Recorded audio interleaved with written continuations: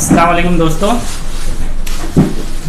हम सबसे पहले आपको ये बता दें कि आज हम लोग जो बात करेंगे उस बीमारी का नाम है नियोनेटल जॉन्डिस। जॉन्डिस मीन्स जो बच्चे पैदा होते हैं उनको जो फौरन या कुछ घंटों के बाद में जो पीलिया होता है उसको अंग्रेजी यानी इंग्लिश में कहते हैं नियोनेटल जॉन्डिस। इस पर बात करेंगे। हमारे साथ हैं डॉक्टर आकिब जो कि उतरौला में इनका सेंटर है, Shamim poly clinic child care centre. ये बहुत अच्छा NICU मैनेजमेंट बहुत अच्छा यहाँ पे है। अगर आपको कोई इमरजेंसी होती है तो आप लाइए। डॉक्टर साहब रहते हैं और इनके बहुत ही trained skilful NICU technician Aamir साहब रहते हैं जो कि बहुत अच्छा हैंडल करते हैं। मैंने अपने आंखों से देखा है। और ये हैं डॉक्टर अकील साहब जो कि अपना इसी उतरौला में ही अपना एक क्लिनिक चलाते हैं। तो दोस्तों अब हम डिस्कस करेंगे नियोनेटल जॉन्डिस। तो हमारा पहला सवाल ये है कि सभी लोगों से है कि हमें ये बताइए कि नियोनेटल जॉन्डिस असल में होता क्या है। एक्चुअली नियोनेटल जॉन्डिस जो होता है बच्चों के अंदर जब बच्चे की डिलीवरी होती है उसके पहले हफ्ते में जो बच्चों का जिल्द अक्सर देखते हैं कि पीला हो जाता है, उसका आँखों का जिल्द यानी आँखों का स्क्लेरा पीला हो जाता है। इसके साथ साथ म्यूकस मेम्ब्रेन पीला हो जाता है, कभी कभी पेशाब भी करता है, पीले कलर का होता है, तो उसको हम बोलते हैं नियोनेटल जॉन्डिस। नहीं सर, देखिए आपने यहाँ पे ये कहा कि एक हफ्ते के अंदर कभी बच्चे में कभी ये देखने को मिलता है कि पैदा होने के फौरन बाद भी उसका तो नियोनेटल जॉन्डिस जो होता है वो दो किस्म का होता है। एक फिजियोलॉजिकल होता है और एक पैथोलॉजिकल होता है। फिजियोलॉजिकल उसको बोलते हैं अगर 24 घंटे के बाद स्किन का कलर चेंज हो रहा है तो उसको फिजियोलॉजिकल बोलेंगे, और अगर 24 घंटे से पहले से ही जिल्द पीला हो रहा है, स्किन म्यूकस मेम्ब्रेन स्क्लेरा वगैरह पीला हो रहा है तो उसको हम पैथोलॉजिकल जॉन्डिस में शामिल करते हैं। फिजियोलॉजिकल जॉन्डिस मीन दैट उसका मतलब कोई पैथोलॉजिकल कॉज नहीं होगा, यानी बच्चा खुद ब खुद ठीक हो जाएगा। जी हाँ, बच्चा उसमें खुद ब खुद ठीक हो जाता है। लेकिन अगर पैथोलॉजिकल हुआ तो उसके बहुत सारे असबाब होते हैं और असबाब के बाद उसका ट्रीटमेंट भी किया जाता है। यानी उसमें हमें प्रॉपर कभी RH फैक्टर की वजह से भी हो जाता है। RH फैक्टर यानी RH इनकम्पैटिबिलिटी की वजह से पैथोलॉजिकल जॉन्डिस होता है। उसमें आपको ब्लड ट्रांसफ्यूज करना पड़ता है, ब्लड ट्रांसफ्यूज करना पड़ता है। तो और उसके कई भी कॉज होते हैं, यानी कि हाइपोथायराइडिज्म भी देखने को मिलता है तो उनको तो ये हो जाता है G6। अच्छा, अगर जैसे अगर पैथोलॉजिकल कॉजेज हैं तो उसमें क्या क्या कॉज हो सकते हैं? जो पैथोलॉजिकल कॉज है तो सबसे पहले RH इनकम्पैटिबिलिटी देखना चाहिए। मतलब फौरन हमें क्या करना चाहिए, माँ का ब्लड टेस्ट करवाना चाहिए, ABO ग्रुप टेस्ट करवाना चाहिए, बच्चे का करवाना चाहिए, फिर उसमें RH फैक्टर देखना चाहिए। अगर उसके वजह से हो रहा है तो हमको कॉज मिल गया। अब according to cause we have to treat the patient. हमें बच्चे को मैनेज करना है। और एक चीज़ मैं बता दूं, अब हमको मान लीजिए मदर नेगेटिव मिली, ठीक, तो अब इस बच्चे में तो ये तो बच्चा जीवित पैदा हो गया, लेकिन माँ अगले बच्चे को जन्म देगी तो मैक्सिमम चांसेस है कि वो बच्चा मृत पैदा हो, यानी मरा हुआ पैदा। तो डॉक्टर साहब इसको बचाने के लिए कि बच्चा मृत ना पैदा हो, इसको बचाने के लिए हम क्या कर सकते हैं? एक इंजेक्शन आता है एंटी-डी नाम है, एंटी-डी इम्यूनोग्लोबिन, हाँ, जो कि माँ को देते हैं ताकि उसके अंदर एंटीबॉडी पैदा हो जाए, जो कि बाद में उसके एंटीबॉडी जो पैदा हुई है उसको वो रोके जिससे कि वो बच्चे के अंदर जब एंटीबॉडी नहीं जाएगी तो RBC नहीं टूटेगी।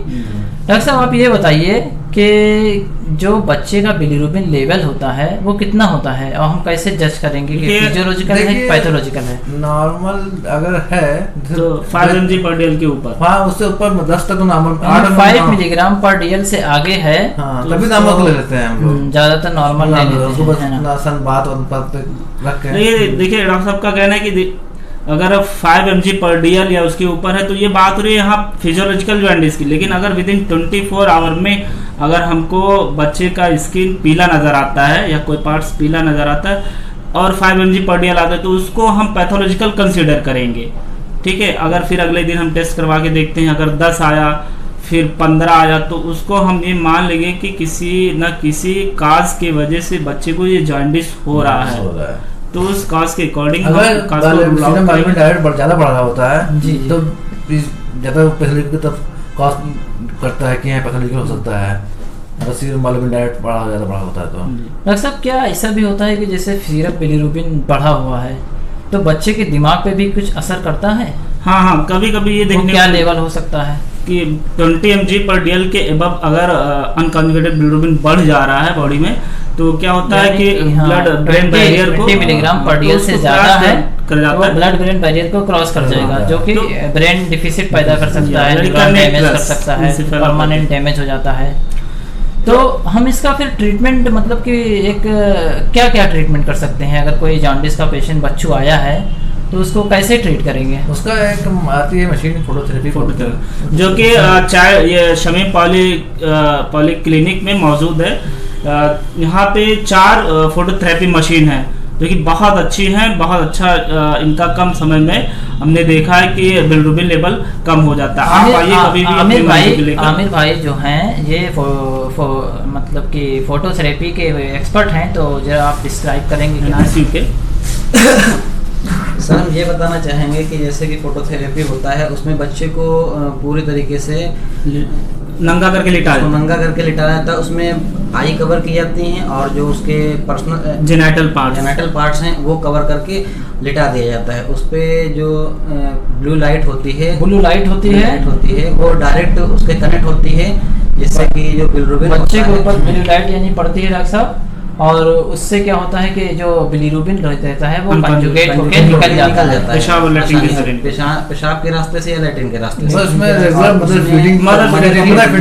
इसका मतलब ये हुआ डॉक्टर साहब कि अगर बिलिरुबिन हम फोटोथेरेपी के जरिए निकाल ही रहे हैं, तो अगर बच्चे को डायरिया हो रहा है तो उससे भी बिलिरुबिन निकल जाएगा, है ना? ये एग्जैक्टली बिल्कुल, क्योंकि स्टूल पास हो रहा है, बॉडी से एक्सक्रेशन हो रही है। और फोटोथेरेपी का जैसे कि फोटोथेरेपी में क्या लाइट हो रही है तो बच्चा हीट भी हो सकता है, उसको हाइपरपायरेक्सिया यानी कि बुखार भी आ सकता है, और डिहाइड्रेट भी हो सकता है, ये सब हो सकते हैं। इसीलिए तो सब चीजों को मेंटेन करने के लिए मदर फीडिंग दी जाती है, हर 2 घंटे पे मदर फीडिंग जरूरी है। अच्छा डॉक्टर साहब ये बताइए कि मतलब फोटोथेरेपी कितने दिन दे सकते हैं, ये कितना उस पे बिलिरुबिन के लेवल के ऊपर ये तो बॉडी टू बॉडी वेरिएशन है। कौन कोई पे है तो 3 दिन जा सकता है। अच्छा 12 पे है तो 1 दिन में कम हो जाएगा, 2 दिन में। अच्छा, मैंने जैसे कि बहुत सारे डॉक्टर फिनोबार्बिटोन देते हैं फोटोथेरेपी से पहले, मतलब कुछ बच्चे को टैबलेट खिलाते हैं फिनोबार्बिटोन का सिरप। तो जैसे कि बुक्स में दिया हुआ है, घाई वगैरह बुक्स में, कि फिनोबार्बिटोन भी बिलिरुबिन को एक्सक्रीट कर देता है। तो ये क्या आप कभी एक क्लिनिकली मतलब अपने क्लिनिक पे कभी देखे हैं, ऐसा मतलब होता है क्या? ये नहीं, उसमें लोगों को देते होंगे कि बच्चा सो जाए, डिस्टर्ब ना करे, इसलिए देते हैं कि बच्चा सोता रहे। अच्छा डॉक्टर साहब, इस सनलाइट का क्या मतलब है? सनलाइट बहुत सारे बच्चे को, जो गांव वाले लोग होते हैं, सनलाइट दिखाते हैं, तो क्या सनलाइट से रियल में मतलब कि बिलिरुबिन कम हो जाता है या उससे कुछ फर्क नहीं पड़ता है? जस्ट फिर नहीं पड़ता है, सनलाइट फर्क पड़ता है। फर्क देखिए, उसमें एक एंटीबायोटिक थोड़ा सा चला दीजिए, नॉर्मल एंटीबायोटिक। और सनलाइट, हालांकि बुकों में तो दिया रहता है कि there is no use of the sun exposure, but experience के हिसाब से कभी कभी उसका फर्क पड़ता है, मैंने भी देखा है से कुछ, क्योंकि सनलाइट में भी तो ब्लू लाइट तो होती है, अगर आप लेंगे तो बिलिरुबिन अगर कम लेवल में है तो फर्क पड़ेगा, अगर जो हाईएस्ट है तो वो बढ़ेगा घटेगा नहीं। अगर टन के ऊपर है तो फोटोथेरेपी ही में रखना पड़ेगा उसको। और इसके साथ साथ दोस्तों जो ब्रेस्ट मिल्क फीडिंग जो होता है, जो बच्चे को माँ दूध पिलाती है, उससे भी जॉन्डिस होता है। तो उसके 2 टाइप्स होते हैं, एक ब्रेस्ट फीडिंग मिल्क और एक breast milk jaundice. Breast feeding jaundice, एक ब्रेस्ट मिल्क जॉन्डिस। तो डॉक्टर तारिक साहब आप एक्सप्लेन करेंगे? ब्रेस्ट फीडिंग जॉन्डिस ये होता है कि कभी कभी हम लोग ये देखते हैं ना कि माँ बच्चे को जब दूध पिलाती तो प्रॉपर तरीके से बच्चा माँ के निप्पल को अपने मुंह में नहीं पकड़ पाता, वो ऐसे ही पिलाती है, जिसके वजह से क्या होता है बच्चा प्रॉपर सक नहीं कर पा रहा है। तो इम्प्रॉपर या इनएडिक्वेट फीडिंग की वजह से बच्चे को प्रॉपर तरीके से, अगर बच्चे को बच्चा दूध पकड़ता है तो सो जाता है, 5 मिनट पिएगा सो जाएगा। माँ लोग को ये बच्चा जब दूध नहीं पिएगा तो इंटेस्टाइन की मोटिलिटी तेज नहीं होगी, तो बिलिरुबिन वहीं रुका रहेगा, वापस तो ब्लड में इंट्रोहेपेटिक सर्कुलेशन के द्वारा चले जाएगा। लेकिन ये ब्रेस्ट फीडिंग हो गया, मतलब ब्रेस्ट फीडिंग जॉन्डिस। और ब्रेस्ट मिल्क जॉन्डिस जो होता है, यानी दूध का कुछ ऐसा क्या रहता है? अमूमन ये होता है कि 3 हफ्ते तक हम ये देखते हैं कि अगर बच्चे में बिलिरुबिन का लेवल 10 mg/dl बना हुआ है या इसके ऊपर बना हुआ है, तो हम कहते हैं कि इसको ब्रेस्ट मिल्क जॉन्डिस हो गया।